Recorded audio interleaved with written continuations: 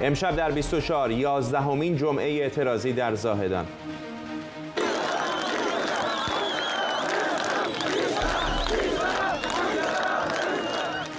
زنان و مردان زاهدانی در یک جمعه اعتراضی دیگه علیه سیاست‌های حذف و سرکوب در جمهوری اسلامی شعار دادند. ما از تیر و تفنگتون نمی‌ترسیم. ما از هیچیتون نمی‌ترسیم. برگزاری مراسم 40م و تولد جوانان کشته شده. پیکر دنیا فرهادی، دانشجویی که از 8 روز پیش مفقود شده بود، به خاک سپرده شد. محاکمه‌های ساختگی و به شدت ناعادلانه. عفو بین‌الملل میگه دست کم 26 معترض بازداشت شده در معرض اعدام قرار دارند. و گزارش فرانس 24 درباره روند اعتراضات در ایران. فقدان رهبری سنتی هم نقطه ضعف و هم نقطه قوت معترضان. از واشنگتن دی سی این 24 است با فرداد فرحزاد. سلام و وقت بخیر. معترضان در زاهدان و شماری دیگر از شهرها مثل راست بعد از برگزاری نماز جمعه راهی خیابان‌ها شده و علیه جمهوری اسلامی شعار دادند. این 11مین جمعه اعتراضی در زاهدان، شهری که به رغم کشته شدن 128 شهروند اعتراضات در اونجا تا امروز ادامه داشته.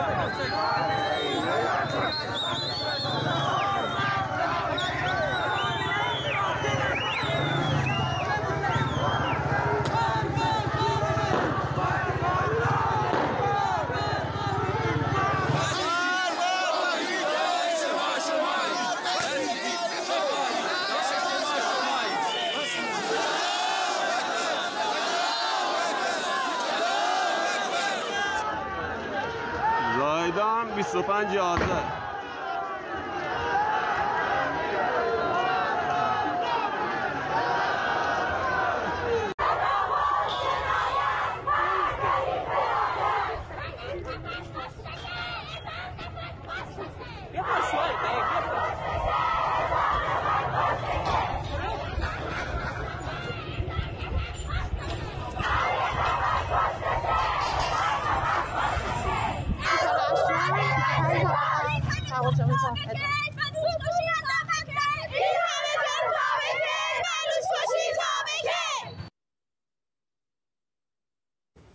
در شهر راست کم شماری از مردم این شهر در حمایت از امام جمعه اهل سنت اونجا شعار دادند. فرزند مولوی عبدالغفار نقشبندی پیش از این در ارتباط با تجاوز فرمانده نیروی انتظامی به یک دختر بلوچ در چابهار به دادگاه روحانیت احضار شده بود، اما در طول چند روز گذشته و بعد از عزیمت به مشهد اطلاعی از سرنوشت او در دست نیست.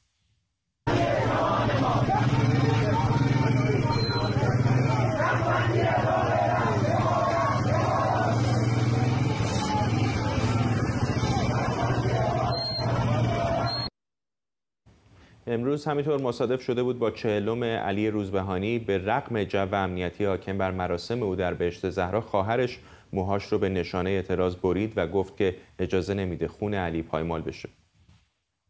ما از تیر و تفنگتون نمیترسیم. ما از هیچیتون نمیترسیم. فرق نداره چه تهران بکشین چه کردستان چه خوزستان چه جاهدان.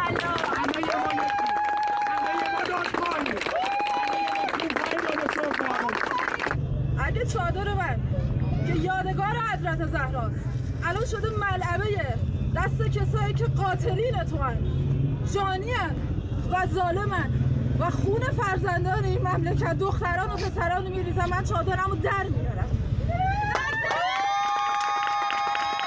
زندگی آزادی، زندگی آزادی.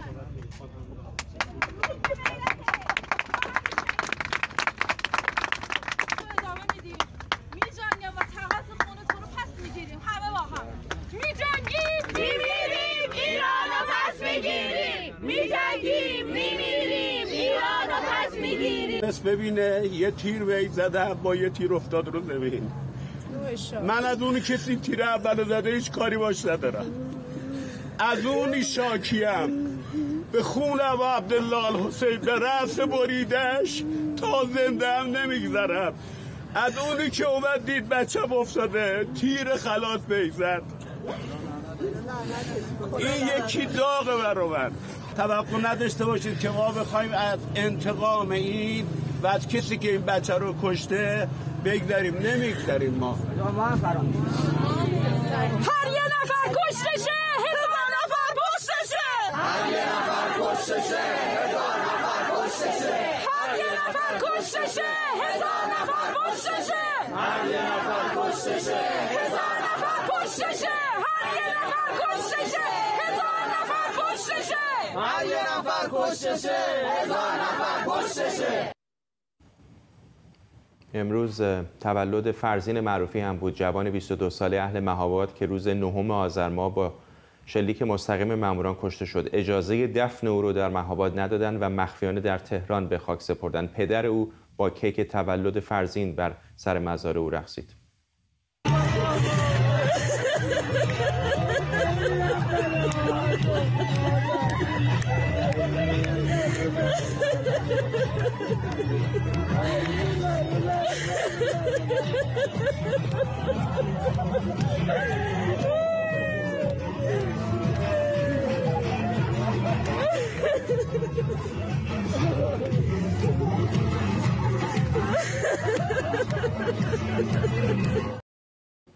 همینطور مراسم تولد علیرضا خوشکار بیاتی هم بر سر مزارش برگزار شد. جوان 30 ساله‌ای که با گلوله مستقیم ماموران امنیتی در بولوار مرزداران کشته شد. در یک ویدئوی دریافتی هم شهروند گمنامی رو می‌بینیم که برای ادای احترام به او دسته‌ای گل سرخ به بنر او می‌چسبونه.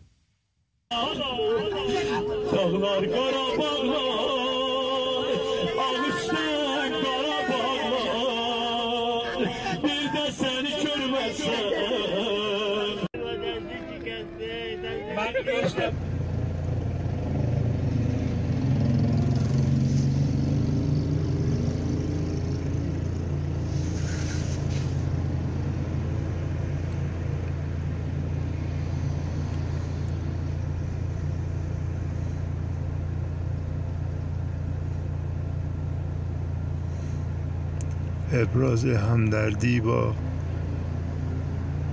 کشته شدگان خیزش انقلابی. مراسم خاکسپاری دنیا فرهادی، دانشجوی 21 ساله اهل ایزم که در رشته معماری دانشگاه اهواز تحصیل می‌کرد برگزار شد. پیکر دنیا که از 8 روز پیش مفقود شده بود در رودخانه کارون پیدا شده. جمهوری اسلامی تلاش کرده علت مرگ او رو خودکشی اعلام کنه، اما مادرش پیش از اینها در یک مصاحبه گفته بود که او هیچ دلیلی برای خودکشی نداشته و از چندین ماه پیش برای تولدش برنامه‌ریزی می‌کرده.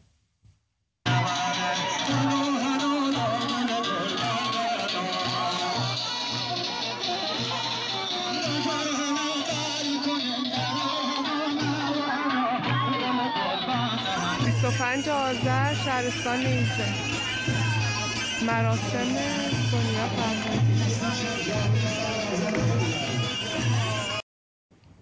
ویدیوهایی هم دریافت کردیم از کاشت درخت به یاد جانباختگان و کشته شده های این روزها. مهدی نخل احمدی روزنامه‌نگار و فعال سیاسی از تورین با ماست. آقای نخل احمدی، نمیدونم این ویدیوها رو داشتید میدیدید یا نه؟ بعضیشون واقعا تکان دهنده هستند و این خشمی که این خانواده ها به همراه دارن به این راحتی ها فروکش نخواهد کرد. چه خواهد کرد؟ چه میتونه بکنه جمهوری اسلامی با این؟ سلام عرض میکنم. ببینیم مسئله این هست که جمهوری اسلامی اساساً مشکل رو به رسمیت نمیشناسه. یعنی شما در صحبت‌های علی خامنه‌ای ببینید معترضین رو دو دسته تقسیم کرده، یا کسانی هستند که گول خوردن، فریفته هستن یا نفوذی هستن، یا کسانی هستن که احساساتی شدن آمدن در خیابان. اونهایی که حالا نفوذی هستن بعد اعدام بشن، اونها هم که احساساتی شدن بعد تنبیه بشن، بازداشت بشن یا اونها رو توجیه بکنن، مثلا کودکانی که میفرستن در مراکز اصلاح و تربیت. داستان شما یک نمونه یا در واقع به عنوان نمونه در نظر بگیرید، در سیستان بلوچستان جنایتی انجام میشه، حالا میان یک نفر مثلا دو تا از فرماندهان نظامی رو برکنار میکنن یا یک هیئتی میفرستن به اونجا برای دلجویی کردن. خروجی این سفر چی است؟ خروجی این سفر این است که میگن 15-16 نفر اینها بیگناه کشته شدن یا مجروح شدن، اینها رو حواله میدن به بنیاد شهید یا بنیاد مستضعفان و داستان تمام میشه. یعنی انگار تمام مشکل مردم همین جمعه خونین زاهدان و این مسئله تعداد کشته شدگان هستن. جمهوری اسلامی سوال نمیکنه که چرا اساسا مردم آمدن بیرون، قبل از اون مردم آمدن بیرون و چه اتفاقی افتاده. وقتی صحبت از تبعیض هست، این تبعیض ریشش در کجا هست؟ راجع به اینا اصلا صحبت نمی‌کنن. یا شما در نظر بگیریم که در همین چند وقت گذشته صحبت از این بود که مثلا فرض کنیم قرار است حجاب برداریم. دقیقاً می‌بینیم برخلاف آنچه که مردم می‌خواهند روایت‌ها یا صحبت‌هایی می‌کنن امامان جمعه یا مسئولین جمهوری اسلامی، مبنی بر این که ما اساساً کسانی که غیر از یا خارج از دایره اعتماد حاکمیت هستند، اینها اساساً مطالبه اونها به رسمیت شناخته نمیشه. یعنی مطالبه اینها هیچ گونه چیزی وجود نداره. خب وقتی شما دائم دنبال در واقع غیریت سازی هستین، دائم دنبال این هستین که روایت رسمی رو در واقع متفاوت از خواست مردم در نظر بگیرید، نتیجهش این میشه که این اغیار یا غیرها آهسته آهسته دور هم جمع میشن و یک جنبش یا یک سیلی به پا میشه. همین امروز در رابطه با این اعدام ها تعداد از روحانیون آمدن و اعتراض کردن، بسیاری از دیپلمات ها، بسیاری از مقامات مسئول در کل دنیا آمدن اعتراض کردن، جمهوری اسلامی رو تحریم کردن. اما آن چیزی که نهایتا جمهوری اسلامی خروجیش هست یا چیز هست این هست که میگوید خب بله یک مسئله کوچیک مثلا در زاهدان پیش آمده و خب ما آمدیم مثلا فرض کن همچی کاری کردیم، دلجویی کردیم، کسی فرستادن دلجویی. پس تبعیض چی هست؟ پس سیاست‌های خطرناک و بسیار بسیار ابلهانه‌ای که 40 سال زنان رو به این وضعیت رسونده، اقتصاد رو به این وضعیت رسونده، این سیاست‌ها تکلیفش چی است؟ اینا در مورد اینا اصلا نباید صحبت کنیم. چرا؟ چون ولی فقیه نایب امام زمان در واقع نظارت داشته بر این سیاست‌ها، پس اساساً این سیاست‌ها نباید در موردش صحبت کرد، نه در موردش تجدید نظر کرد. آنچه اشکال هست در مردم هست و مردم هم نسخش برای سرکوبشون یا سرکوب کردنش مشخص است. آقای نخل احمدی، در این هفته چندین بار در مورد زاهدان، بلوچستان به طور کلی صحبت کردیم که چه نقش پررنگی دارن بازی میکنن در این اعتراضات. چطور هست معمولاً؟ به خاطر نماز جمعه است؟ آیا فراخوان وجود داره؟ خودجوشه؟ به چه شکلی که اینقدر پررنگ این اعتراضات رو در بلوچستان می‌بینیم؟ اصلا ببینید اساسا چیزی تغییر نکرده است. یعنی خب یک روندی بوده در طول چند وقت گذشته که روزهای جمعه بعد از نماز جمعه به هر حال با حمایت امامان جمعه مردم به خیابان می آمدن و اعتراض می‌کردند. چند مسئله وجود داره. اولا فضای امنیتی در سیستان و بلوچستان از قدیم الایام متفاوت بوده، شرایط برای سرکوب یک مقداری مهیاتر بوده، هرچند با همون عبارتی که آقای مولوی عبدالحمید گفت، افزایش همبستگی باعث این شده است که یک مقداری مردم حاشیه امنیت نسبتاً بیشتری مردم در سیستان بلوچستان حاشیه امنیت بیشتری داشته باشند. اما داستان در واقع سیستان و بلوچستان این هست که یک در واقع 4 دهه تبعیض، 4 دهه محرومیت، 4 دهه در واقع بزرگترین اجحافاتی که یک حکومت میتوانست بر شهروندان خودش در واقع تحمیل بکند بر سیستان بلوچستان تحمیل کرده است. امروز اما در کنار تمام اینها ما می‌بینیم مثلا در سیستان و بلوچستان پلاکارد در رابطه با اعدام آقای محسن شکاری بالا می‌برند. امروز می‌بینیم در رابطه با کشتار در کردستان مردم اعتراض می‌کنن یا شعار میدن. امروز دقیقاً همان شعار میدن یا همان مطالبه این رو مطرح میکنن که در تهران و مشهد و کردستان و اصفهان مردم مطرح میکنن که این نظام باید برود و این فرقی نمیکند میخواد جمعه به جمعه باشد، میخواد مثلا فرض کن هر روز باشد. مسئله به این در واقع این هست که این مستمر است، این استمرار دارد. این قرار نیست که مثلا با روش‌های پوپولیستی جمهوری اسلامی یا تمام اون توجیهاتی که در چند سال گذشته استفاده کرده است این مردم رو بتونه آرام بکند یا اونها رو به شکلی به خانه برگردونه. اعدام کرد، کشت، در بازداشت کرد. آقای مولوی نقشبندی رو اتفاقا ببینیم، آقای مولوی نقشبندی میاد صحبت از یک تجاوز میکنه، اون رو تایید میکنن. کسی که خبررسانی کرده است بازداشت میشود، کسی که این جنایت رو انجام داده یا در واقع تجاوز رو انجام داده فقط از یک منطقه به یک منطقه دیگه چیز میکنه. سالها هست خبررسان‌ها دارن میرن در زندان، خبررسان‌ها زندانی میشون و متهمین در واقع تبرئه میشن. خب این سیاست نتیجه نمیده. این سیاست نهایتاً به این هست که دیر یا زود بعد این جمهوری اسلامی در واقع تکلیفش روشن بشه و از دایره ایران و ایرانیان خارج بشه. مهدی نخل احمدی، روزنامه‌نگار و فعال سیاسی از تورین ایتالیا، ممنونم. اعتراضها در ایران با اعتصاب کسبه و کارگران همراه بوده، اعتصاب‌هایی که معمولاً هر بار با فراخوان‌هایی برای اعتصاب چند روزه انجام میشه. این روزها هم در فضای مجازی فراخوان‌های جدیدی برای اعتصاب در روزهای سوم، چهارم و پنجم دی داده شده. گستردگی اعتصاب‌ها که برگزار میشه قابل توجه. چند روز پیش فرماندار لنجان در استان اصفهان گفته بود که در روزهای 14، 15 و 16 آذر تقریباً 70% کسبه و بازاریان در اعتصاب بودند و به همین دلیل 29 مغازه و واحد صنفی که به گفته او نقش محرک داشتن پلم شدند. محمد ماشینچیان، پژوهشگر ارشد دانشگاه پیتسبورگ، اینجا در استودیو با ماست. آقای ماشینچیان، چقدر به نظرتون این اعتصابات سراسری از نظر اقتصادی به حکومت فشار میاره یا بیشتر جنبه در واقع سیاسی داره که اون فشار رو میشه روش متمرکز شد؟ درود بر شما.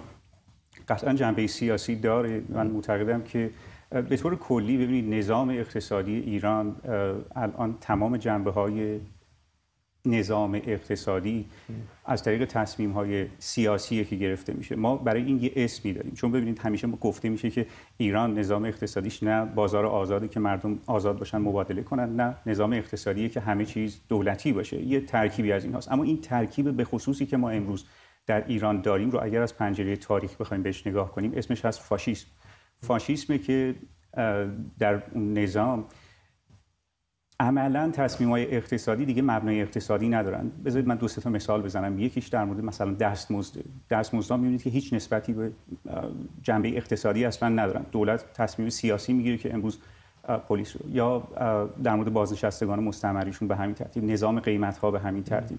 می‌بینید که سوبسیدهای بزرگی داده میشه توی نظام‌های فاشیستی برای اینکه بخوان جلوی ناآرامی‌ها رو بگیرن، مردم رو آرام نگه دارن. بهترین نمونهش قیمت بنزینه که دولت یه پول زیادی رو که نداره داره خرج میکنه از طریق سوبسید، از طریق استقراض، از طریق چاپ پول بی پشتوانه برای اینکه قیمت بنزین رو. میخوام بگم که بین قیمت بنزین و اقتصاد هیچ نسبتی وجود نداره. این کاملا یک تصمیم سیاسی. حالا وقتی که همه تصمیم‌ها داره سیاسی گرفته میشه، اون وقت مردم هم این رو به مرور متوجه میشن، کما اینکه امروز در ایران این رو متوجه شدن، میفهمن که تصمیمات اقتصادی مبنای اقتصادی نداره، مبنای سیاسی داره. پس اگر شما بخواید با این حکومت صحبت کنید، شما هم باید اون رو از طریق سیاسی تحت فشار بگذارید و من تصور میکنم این یکی از بهترین نمونه هاشه. ولی چقدر اعتراضات به نظرتون مهم هستش که به صنایع بزرگتری بره، مثل پتروشیمی، مثل صنایع ذوب آهن و صنایع دیگری که حیاتی تر هستن؟ چون بسیاری از این کسب و کارهایی که دارن اعتصاب میکنن کسب و کارهای کوچکی هستن که در خلای اون درآمد روزانه‌ای که دارن بالاخره زندگیشون مختل میشه. شاید همون اندازه که دارن به حکومت فشار میارن به خانواده خودشون هم داره فشار میاد. چقدر مهم هستش که اونهایی که در بخش دولتی فعالتر هستن بپیوندن و همراهی کنن؟ قطعا مهمه. اگر راجع به اثر بخشی اعتصاب‌ها بخوایم صحبت کنیم، من شکی نمیبینم که همراه شدن این گروه‌هایی که گفتی خیلی میتونه مؤثر باشه و اون بریکینگ پوینت، اون نقطه کریتیکالی که معمولاً لازمه برای اینی که یه موجی ایجاد بشه و یه تغییر معناداری اتفاق بیفته، حتما لازمه به نظر من همراه شدن اونها هم. اما این رو هم بگم که بسیاری الان از کسانی که به اعتصاب‌ها میپیوندند قبول دارم که دارن سختی میکشن، دارن آسیب میبینن، اما کار به جایی رسیده که امید دیگری هم ندارن. یعنی اگر اعتصاب هم نکنن اینطور نیست که آینده بهتری در انتظارشونه. قطعا سال دیگه همین موقع، همین جایی که امروز دارن میشینن و اجاره میدن، اجارهشون نمیتونن، نخواهند توانست که تأمین کنن. در مورد کیفیت رفاه و زندگیشون به همین ترتیب. کارکنان این گروه‌هایی که گفتی بعضیاشون هنوز در حاشیه امنیت به نظر میرسه که هستند و هنوز شاید به اون جایی نرسیدن که حاضر بشن بهاشو بپردازن، اما اگر روزی برسند، چون دیر یا زود این خیلی معروفه، میگن که سراغ کمونیست‌ها آمدن، من چیزی نگفتم چون کمونیست نبودم، سراغ یهودیان و به همین ترتیب بالاخره سراغ اونها هم خواهند اومد. من مطمئنم که کیفیت رفاه اونها تا همین الان هم حتما تغییر محسوسی داشته و آسیب دیده، ولی شاید هنوز اون حاشیه امنیت رو دوست دارن که حفظ کنن. اما من اطمینان میدم به اینها که اگر به اندازه کافی وقت بدید به جمهوری اسلامی، باقی مانده رفاه شما رو هم ازتون خواهد گرفت. یک تصوری برای بسیاری وجود داره که بازار به طور عادی و طبیعی همیشه به دنبال منافع خودش هست. از منظر اقتصادی این رو چطور می‌بینید که اتفاقاً الان بازار برای منفعت عمومی حاضر از کسب و کارش بکشه کنار، مغازه‌ها رو ببنده تا یک جنبش سیاسی رو همراهی کنه باشه؟ این درسته. منتها دو سه تا نکته من اینجا اشاره کنم. من در ابتدا گفتم که جمهوری اسلامی تمام نشانه‌های یک نظام اقتصادی فاشیستی رو ازش برخورداره. یکی از نمونه‌های، چون ببینید مثلا اقتصاد دولتی داریم، خب دولت میگه من اصلا اجازه نمیدم مالکیت خصوصی وجود داشته باشه، بازار آزادم که تکلیفش مشخص.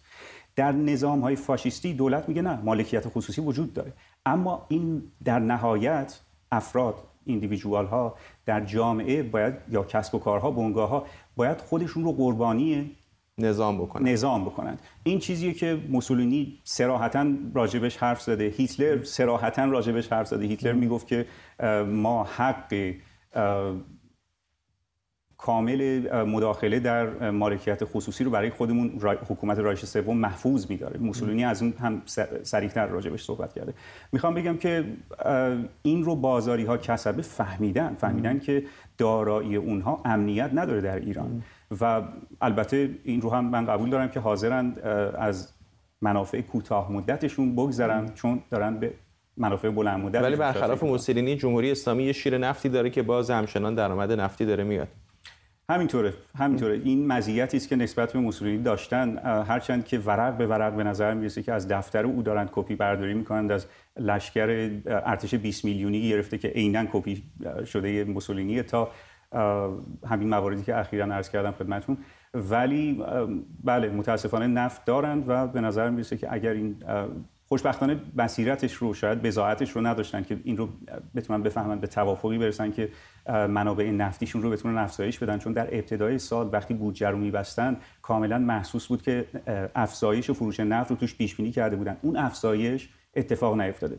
بنابراین بله، هرچند که هنوز نفتی در کاره، اونقدری که خودشون انتظار داشتن یا امیدوار بودن هنوز در کار نیست. فشارها به نظر میرسه که داره بیشتر میشه و اگر به همین ترتیب ادامه پیدا کنه و اگر اعتصابات با همین آهنگ و نرخ افزایش پیدا کنه، من تصور میکنم که آینده نچندان دور خیلی بتونه دشوارتر از اینی که هست حتی بشه برای جمهوری اسلامی.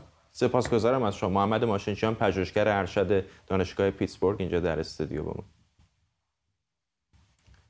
در این روزهای اخیر ایرانیان مقیم خارج از کشور در شهرهای مختلف در حمایت از اعتراضات سراسری علیه جمهوری اسلامی اعتراض به بازداشت‌های گسترده و اعدام معترضان بازداشت شده دست به تحسن زدند. شماری از ایرانیان مقیم بریتانیا پنجشنبه 10مین روز متوالی تحسنشون رو در برابر مرکز اسلامی منچستر در هوای -7 درجه برگزار کردند.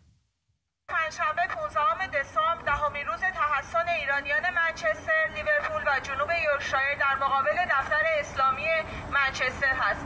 این دفتر مرکز وابسته به رژیم ایران در بریتانیا است، یکی از شعبه‌هایی که در بریتانیا قرار داره. ما به این ترتیب از ایرانیای نیوکاسل، برمنگام، گلاسکو، لندن و کاردیف دعوت میکنیم در مقابل دفاتر اسلامی تو شهرهای خودشون که مراکز رژیم ایران در اون شهرها تحصن بکنن و به این طریق بتونیم به کمک همدیگه از دولت بریتانیا درخواست بکنیم که این دفاتر رو در بریتانیا ببنده. Shut down this Islamic center. I have some explanation about this sit-down strike and what's the reason behind it. This center is ruining Islam's reputation as it connects to the Iranian regime who is murdering people on a daily basis. معترضان مقیم استرالیا هم جمعه 4مین روز تحصنشون رو در برابر پارلمان ایالت کوینزلند در شهر بریزبن ادامه دادن.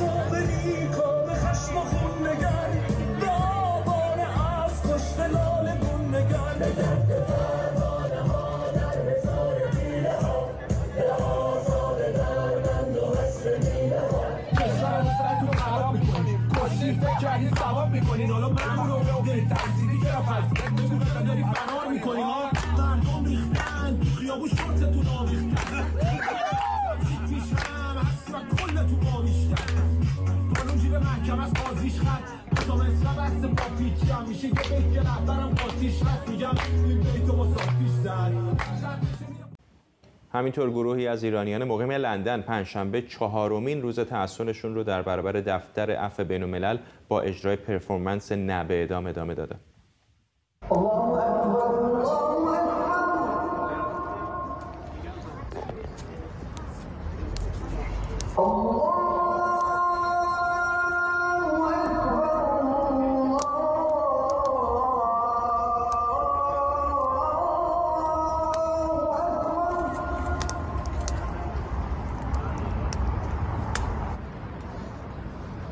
من سامان یاسینم، من ایرانم، من توماجم، من فرهاد و فرزادم.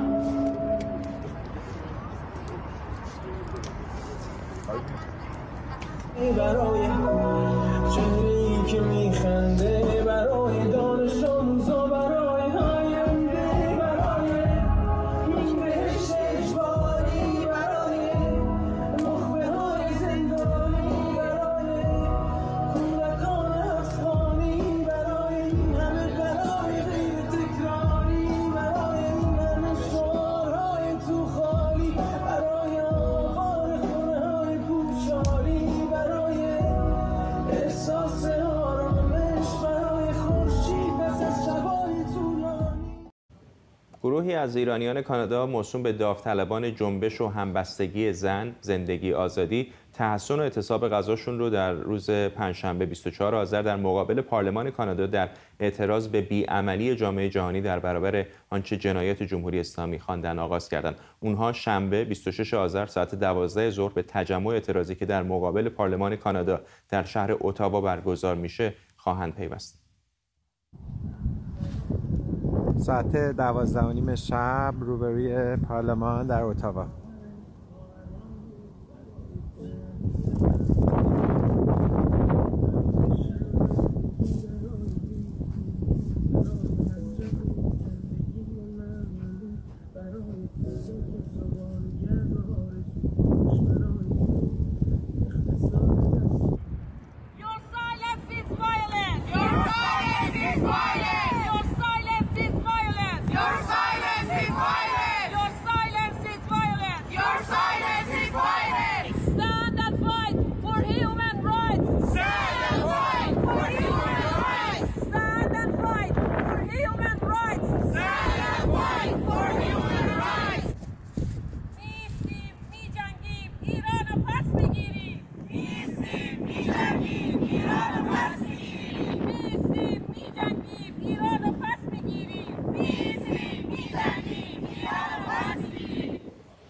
مجموعه فعالان حقوق بشر در ایران شمار جانباختگان اعتراضات سراسری رو حداقل 495 نفر اعلام کرده. هرانا میگه حداقل 68 نفر از جانباختگانی که شناسایی شدن کودکان زیر 18 سال بودند. تعداد بازداشت شدگان هم بیش از 18400 نفر بوده که هرانا میگه هویت 3882 نفر از اونها شناسایی شده. طبق این آمار بیش از 11000 تجمع اعتراضی در سراسر ایران و حداقل در 161 شهر برگزار شده. همینطور در 144 دانشگاه هم تجمعات اعتراضی برگزار شده و حداقل تعداد 637 دانشجو بازداشت شدند. سازمان عفو بین‌الملل اعلام کرده دست کم 26 معترض در ایران در پی محاکمه‌های ساختگی و به شدت ناعادلانه در معرض اعدام قرار دارند. این سازمان گفته 11 نفر به اعدام محکوم شدند و اتهامات 15 نفر دیگه ممکنه اونها رو در معرض اعدام قرار بده. این سازمان گفته سحند نور محمدزاده، منوچهر مهمان نواز، محمد بروغنی، محمد قبادلو، سامان یاسین، حمید قره حسنلو، محمد مهدی کرمی، محمد حسینی، حسین محمدی، ماهان صدرات و یک فرد دیگر به اعدام محکوم شدند. عفو بین‌الملل گفته ابراهیم ریگی، فرزاد فرزین، فرهاد تهزاده، کاروان شاهی پروانه، هاجر حمیدی و شهرام معروف مولا با توجه به اتهاماتشون در خطر صدور اعدام هستند. همینطور بر اساس اطلاعیه این سازمان برای رضا اسلامدوست، ابوالفضل مهری، حسین حاجیلو، محسن رضازاده قراقلو، سعید شیرازی، اکبر غفاری، امیر نصیر آزادانی، توماج صالحی، صالح میرهاشمی و سعید یعقوبی هم خطر صدور حکم اعدام وجود داره. محمود امیری مقدم مدیر سازمان حقوق بشر ایران از استا با ماست. آقای امیری مقدم، با توجه به این فشارهای بین‌المللی به نظرتون چقدر واقعا این خطر وجود داره که این افراد رو جمهوری اسلامی اعدام کنه؟ درود بر شما. ببینید این خطر همچنان وجود داره و جدی هست، ولی خب ما میدونیم که وقتی که هزینه اعدام ها بالا میره یا هزینه سرکوب، جمهوری اسلامی مجبور به عقب نشینی میشه. ولی اگر دوباره توجه جامعه جهانی کم شه، احتمال اجرای اعدام ها وجود داره متاسفانه.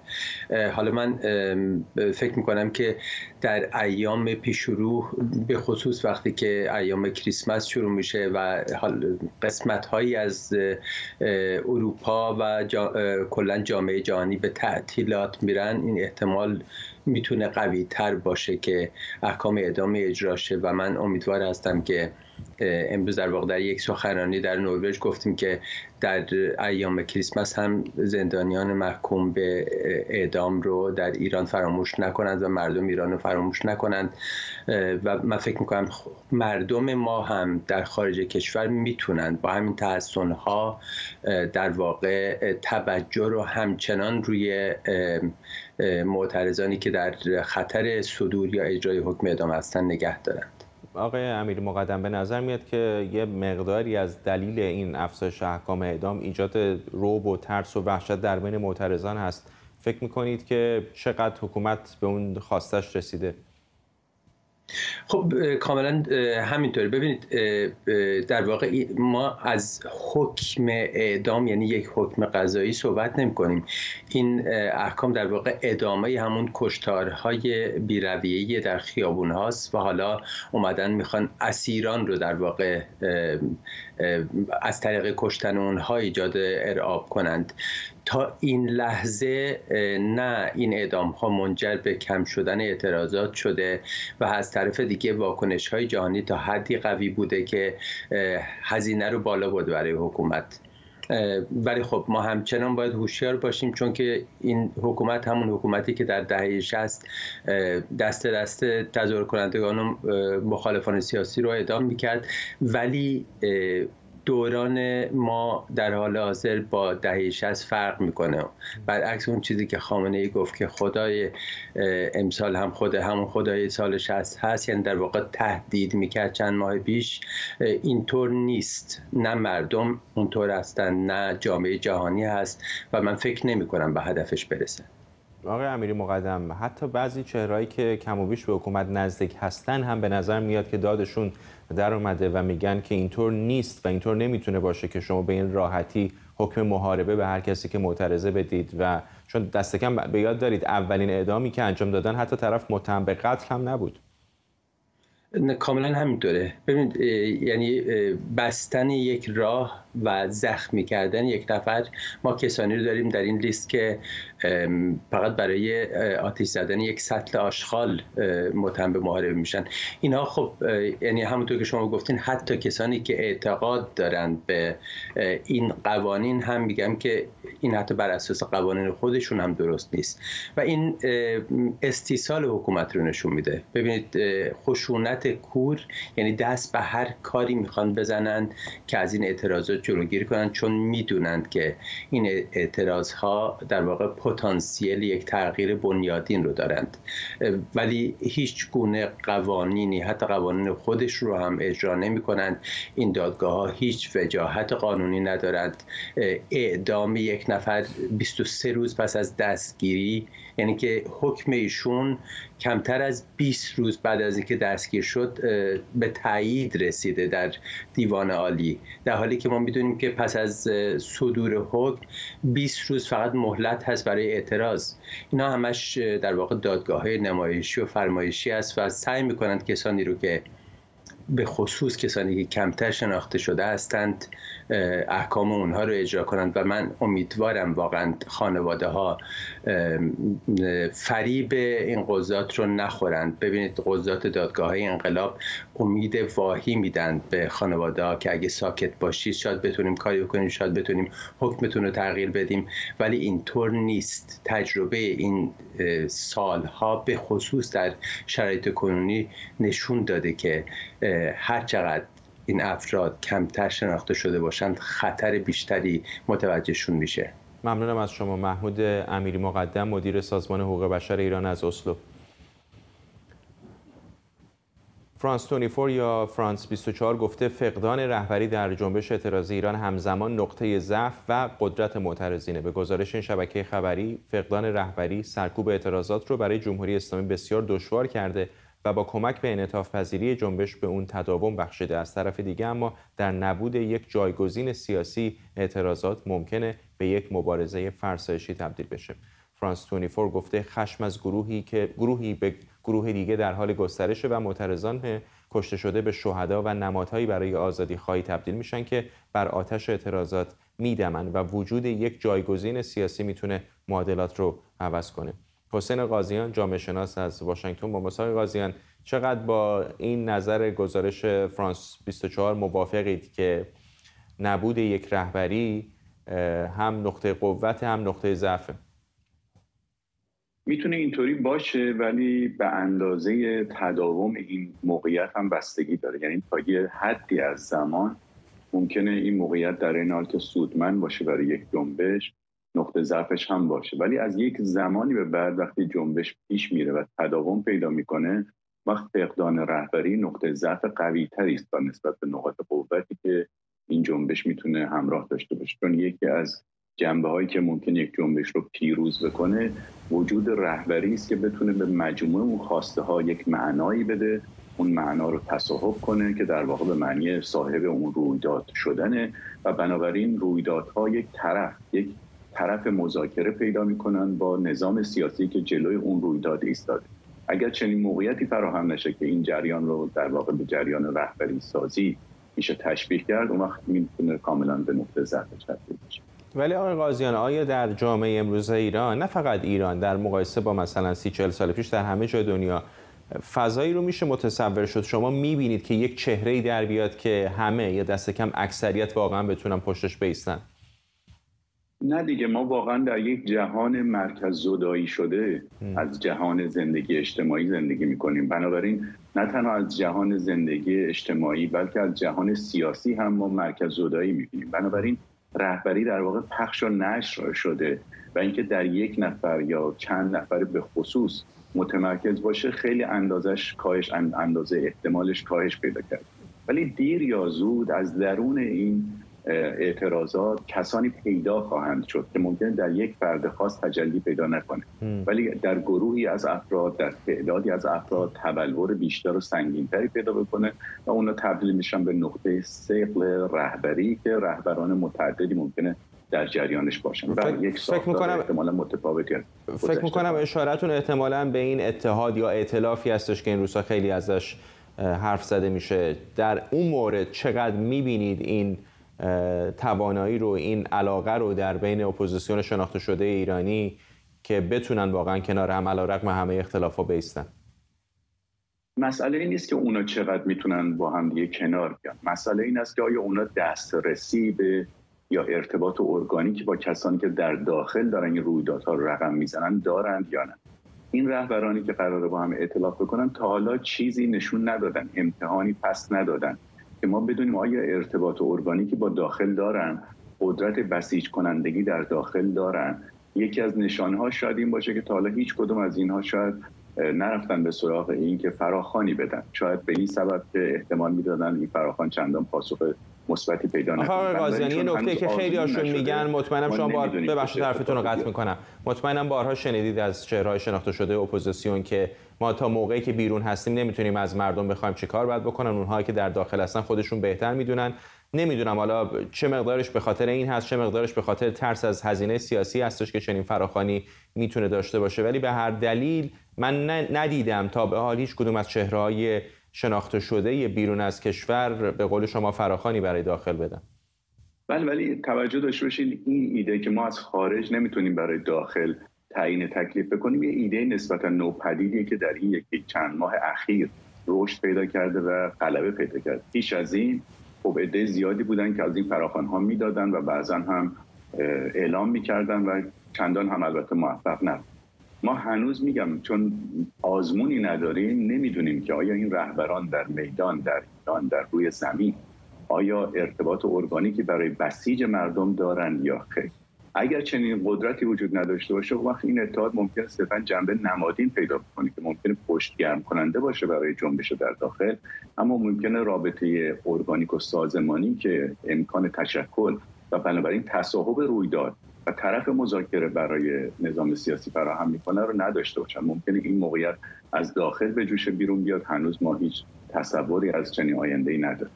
یک مقدار آقای قاضیانه اگر اشتباه میکنم من اصلاح بکنید، بر اساس تجربه تاریخی و اتفاقی که در سال 57 افتاد به نظر میاد بخش قابل توجهی از جامعه ایران چنان زخمی از یک رهبری خورده و اینکه پشت سر یک نفر بایستن که یک میزان قابل توجه بی‌اعتمادی به همه وجود داره. همینطوره. نه فقط اون ماجرا، ما در جامعهمون با یک جریان وسیع اجتماعی از بی‌اعتباری روبرو هستیم. یعنی چیز معتبری دیگه به جا نمونده. این فقط منتهی به افراد نیست یا افراد سیاسی. تقریبا هیچ چیز معتبری نیست. نه پول معتبره دیگه، نه نهادها، نه رویه‌ها، نه جریان‌ها، نه سازمان‌ها، نه نهادها. تقریبا همه چیز بی‌اعتبار شده، من جمله اشخاص و مقامات و اقتدارهای سیاسی و به این ترتیب این به رهبری متصور هم تسری پیدا میکنه. و علاوه بر این همونطور که شما گفتید اون تجربه ناکام سال 57 هم ممکنه این شدت داوری رو غلیظتر بکنه و شدیدتر بکنه و این امکان یا این بخت رو که چنین رهبری پدید بیاد رو کاهش بده. خیلی ممنونم از شما. حسین قاضیان، جامعه شناس از واشنگتن. حساب‌های توییتر چند روزنامه‌نگار سرشناس که خبرهای ایلان ماسک مالک این شرکت رو پوشش میدادن به طور غیرمنتظره مسدود شده. خبرنگار CNN، واشنگتن پست و نیویورک تایمز از روزنامه‌نگارانی هستند که به حساب‌های توییترشون دسترسی ندارن. به گفته یه سخنگوی توییتر این ممنوعیت به دلیل به اشتراک گذاشتن داده‌های مکانی ایلان ماسک بوده. پیش از این مالک شرکت توییتر گفته بود از دارنده حساب توییتری که هواپیمای شخصی او رو ردیابی میکنه شکایت میکنه. مهدی سارمیفر، روزنامه‌نگار علم و فناوری از کانادا با ماست. آقای سارمیفر، جنجالی به پا شده در توییتر، اونایی که دنبال میکنن. اگر یادتون باشه اتفاقا آقای ماسک گفته بود من همه مخالفانم، حتی اونهایی که من رو رصد میکنن رو اجازه خواهم داد در توییتر فعالیت بکنن، ولی ناگهان شروع کرده همه اونهایی که جت خصوصیش رو دنبال میکنن، نه فقط اونها، حتی روزنامه‌نگارانی که در مورد حسابی که جت شخصیش رو دنبال میکنن مطلب نوشتن همه رو مسدود کرده. حتی از اون بدتر، یعنی کسایی که اومدن توییت اون روزنامه‌نگار رو کد کرده بودن اونها رو هم اومده در حقیقت مسدود کرد. یعنی خبرنگار مشبل فقط روایت کرده بود داستانو، ولی توییتر اون رو هم تعلیق کرده. توی توییتر به این اتفاق میگن دستورالعمل الا. خانم الا اروین در حقیقت مسئول بخش سیاستگذاری حقیقی خصوصی توییتر امروز به وژ گفته بوده که خب اینها اومدن اطلاعاتی رو که یه اکانتی که در حقیقت با استفاده از منابع آزاد و منبع باز در داخل اینترنت محل جست شخصی رو منتشر میکنه و این ترتیب خانواده ایلان ماسک در معرض ترور قرار داده، اومده اینها رو معلق کرده. اما ایلان ماسک ساعتی بعد در حقیقت روز گذشته اومده یه نظرسنجی برگزار کرده و در اون 43% مخاطبان اومدن گفتن که باید هر چه سریعتر اینها رو برگردیم. به هر حال هنوز ما منتظریم و اکانت درو هارول نفر اول که خبرنگار واشنگتن پست بوده هنوز برنگشته. البته قانون بهش این اجازه میده، یعنی اون چیزی که گفته میشه متمم اول قانون اساسی ربطی به این موضوع نداره، اون وظایف دولت. سکشن 230 مربوط به این حوزه میشه و در سکشن 230 صاحب پلتفرم اجازه داره که این کار رو انجام بده. به نظر میرسه که این اتفاقات یه مقداری این بلبشویی که در توییتر اتفاق افتاده از وقتی که ایلان ماسک اومده نشون میده که چرا ما شاهد شکست‌های ایلان ماسک در حوزه‌های دیگه هستیم، به خصوص تسلا. خبری که شنیدیم هفته گذشته که ایلان ماسک در حقیقت دیگه ثروتمندترین انسان روی زمین نیست، تسلا رو سهامش تقریبا نصف شده و این نشوننده عدم تمرکزی که حول ایلان ماسک است. دو سه خبر دیگه هم هفته پیش شنیدیم در مورد اسپیس ایکس و همینطور کاشتن چیپ درون مغز انسان که به نظر میاد که فعالیت‌های روابط عمومی برای پوشش شکست تسلا بوده. آقای سارایی‌فر، حالا من ندیدم خیلی بحث متمم اولو مطرح بکنم، بالاخره شرکت خصوصی خودش مختاره که چه کسی رو اجازه بده فعالیت بکنه و چه کسی رو نده. اما یکی از شعارهایی که آقای ماسک از همون ابتدا میداد این بود که من بیرقدار آزادی بیان هستم و همه مخالفانم هم میتونن صحبت بکنن. این که دارن جت خصوصی منو دنبال میکنن، من میدونم شما هم میدونید، خودتونم کوتاه اشاره کردید، اطلاعاتی نیستش که اگر کسی واقعا بخواد او رو ترور بکنه نتونه از طریق منابع باز پیدا کنه. بله، به نظر میاد که بهانه‌ای بوده که برای تحت فشار قرار دادن سر موضوع دیگه. من فکر می‌کنم اون موضوع دیگه قطعاً مسئله تسلا بوده، چون اتفاقاتی که توی در حقیقت فعالیت‌های ایلان ماسک در طول یک ماه گذشته دیدیم بیشتر باعث شده که اون شرکت که بخش اصلی سرمایه ایلان ماسک است عقب بیفته. کاراش تقریباً همه ددلاین‌ها رو از دست داده، سایبر تراک نیامده، در حقیقت اون کامیون هایی که قرار بود حمل و نقل بین شهر گرفته بگیرن وارد نشدن، لوپ عقب افتاده و عملا تسلا سهامش نصف شده و این همراه خودش ایلان ماسک رو هم به شدت پایین کشیده. به نظر میرسه که در حقیقت یک فضای رسانه‌ای بزرگتری حول ایلان ماسک باید ببینیم و اونجا میشه تفسیر کرد که چرا این واکنش به هر حال هیجانی از سوی ایلان ماسک برخلاف همه وعده‌هایی که در گذشته داده بوده سر زده و خب میدونیم که از سمت خود ایلان ماسک بوده با توجه به حرفایی که خانم الا اروین امروز به وژ زد. ممنونم از شما. مهدی سارمی‌فر، روزنامه‌نگار علم و فناوری از کانادا. وزارت بازرگانی آمریکا یک شرکت چینی رو به دلیل فروش فناوری تشخیص چهره به سپاه پاسداران در لیست سیاه قرار داده. شبکه NBC آمریکا گزارش داده که شرکت تیاندی تکنولوژیز علاوه بر فروش دوربین و تجهیزات مداربسته و فناوری هوش مصنوعی به سپاه پاسداران، سالهاست که با حزب کمونیست چین برای ارائه فناوری‌های تشخیص چهره همکاری داره. پیشتر سناتور جمهوری‌خواه مارکو روبیو در نامه‌ای به دولت بایدن در مورد فعالیت‌های شرکت تیاندی تکنولوژیز و احتمال فروش فناوری تشخیص چهره برای شناسایی معترضین ایرانی توضیح خواسته بود. آرش علایی همکارم از کنگره با ماست با جزئیات بیشتر. آرش. حدوداً 2 ماه و نیم پیش سناتور جمهوری‌خواه مارکو روبیو نامه‌ای نوشت به وزارتخانه‌های بازرگانی، خزانه‌داری و امور خارجه. اون موقع ایشون پرسید تحقیق کنن راجع به رابطه تیاندی تکنولوژیز با سپاه پاسداران. آقای مارکو روبیو موقع در نامه خودش گفت است که فناوری‌های تشخیص چهره و فناوری هوش مصنوعی که تیاندی تکنولوژیز و سپاه پاسداران میده علیه معترضین ایرانی استفاده بشه برای تشخیص هویت اونها و تشخیص چهره. حدوداً 1-2 هفته بعد از نامه سناتور مارکو روبیو ما برای اولین بار دیدیم یه وبسایت به اسم IPVM شروع کرد و راجع به رابطه تکنولوژیز و سپاه پاسداران و حکومت جمهوری اسلامی نوشت. بعد هم عکس‌هایی دیدیم در توییتر پخش شد و در بقیه سوشال میدیا در مورد فناوری‌هایی که تیاندی تکنولوژیز داره به حزب کمونیست میده برای اینکه بخواد اویغورها رو در منطقه سینکیانگ سرکوب بکنه، تشخیص چهره از استفاده کنه، اونها رو بندازه به زندان. حتی فناوری‌های عجیبی مثل فناوری اتاق بازجویی هوشمند که تیاندی تکنولوژیز ادعا میکنه دیگه احتیاج به انسان نیست برای بازجویی از افراد و این فناوری میتونه خود به خود بفهمه که کسی که داره ازش بازجویی میشه آیا دروغ میگوید یا خیر. و الان هم شبکه NBC گزارش داده است که بعد از اینکه روز پنجشنبه وزارت بازرگانی آمریکا تیاندی تکنولوژیز رو در لیست سیاه خودش قرار داد، شرکت‌های آمریکایی از این بعد با تیاندی تکنولوژیز معامله کنن اجازه احتیاج دارن به وزارت بازرگانی. چرا این داستان اتفاق افتاده؟ چون بخش عمده‌ای از تراشه‌های تیاندی تکنولوژیز توسط شرکت آمریکایی اینتل تهیه می شده. شبکه NBC زنگ زده به اینتل و از اینتل هم در این باره سوال کرده و شرکت اینتل به NBC نیوز گفته است که یک تحقیقات داخلی انجام داده است و متوجه شده که تراشه های این شرکت در فناوری هایی در تیاندی تکنولوژیز استفاده میشه که برای نقض حقوق بشر از اونها استفاده میکنند. ما میدونیم که چینی‌ها همین الان هم دارن از این سامانه‌ها به اشکال مختلف استفاده میکنن، رتبه بندی اجتماعی دارن در نظر میگیرن برای شهروندانشون. فقط میشه تصور کرد که چقدر مخوف هست که همچین فناوری در دست یک دولت استبدادی دیگر مثل جمهوری اسلامی قرار بگیره.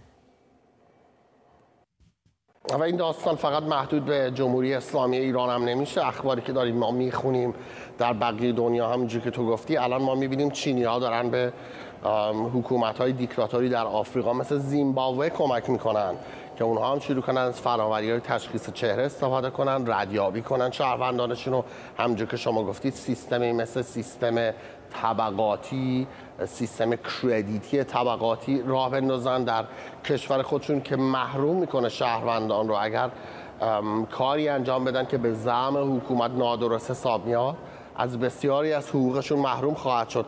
فقط من کوتاه عرض کنم در خود چین حتی همونجور که شما گفتید این سیستم اعتباری، اگر دولت اعتبار اجتماعی یک فردی رو پایین بیاره به هر دلیلی، اگر مثلا اون فرد در یک تظاهرات شرکت کرده باشه برای مثلا آزادی هنگ کنگ و حکومت کمونیست چین خوشش نیاد، با پایین آوردن اعتبار اجتماعی اون فرد محروم خواهد شد از خرید بلیط هواپیما، از خرید حتی بلیط قطار و مجبور هست از خیلی از آزادی‌های اجتماعیش هم چشم بپوشه به خاطر که اعتبار اجتماعی اون توسط فناوری‌های مثل کمپانی‌های تیاندی تکنولوژیز پایین اومده.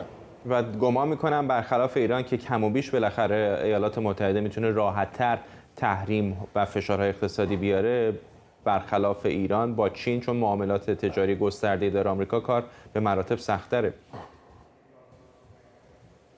ببین بحث مهم فرداد الان این است که جنگ اقتصادی بین امریکا و حزب کمونیست چین که حالا از دولت قبلی ترامپ شروع شده و خیلی هم شدیدتر شده در دولت بایدن. نکته اصلی این است که بعضی از این کمپانی هایی که فناوری های به سپاه پاسداران و گروه های دیگری میفروشن که اون گروه ها بر علیه شهروندان خودشون استفاده میکنن، این فناوری ها از قطعات آمریکایی بهره میگیره، نه فقط در مورد فناوری های تشخیص چهره، تراشه های اینتل، بلکه نرم افزارهایی هم که بعضی وقتا این شرکت ها استفاده میکنن، نرم افزارهایی است که در واقع سورس اصلیش، منبع کد اصلیش از آمریکا آمده. تلاشی است که دولت بایدن داره انجام میده برای اینکه این کمپانی ها رو شناسایی کنه، حداقل دستشون رو فعلا از فناوری های آمریکایی کوتاه کنه. این چون خودش قابلیتاش برای ساخت تراشه محدود هست، به آمریکا وابسته است، به شدت به تایوان وابسته است. با بستن راه شرکت‌های مثل تیاندی تکنولوژیز که نتونن تراشه های غول‌های فناوری مثل اینتل بخوان دریافت کنن و به راحتی میشه که این شرکت‌ها چند پله در فناوری عقب برن و قدرت رقابتی خودشون رو در جهان از دست بدن. ممنونم از تو آرش علایی، همکارم از داخل کنگره آمریکا، و ممنونم از شما که ما رو در این 24 همراهی کردید. برنامه رو با تصاویر بیرون همون ساختمانی که آرش در اون بود، ساختمان کپیتال محل کنگره آمریکا به پایان می‌بریم.